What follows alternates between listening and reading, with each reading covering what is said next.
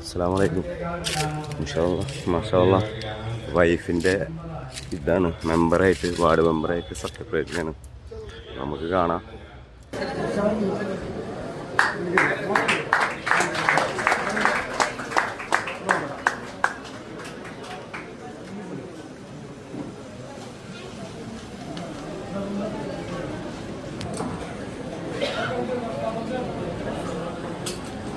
വടക്കേക്കാട് ഗ്രാമപഞ്ചായത്തിലെ മെമ്പറായി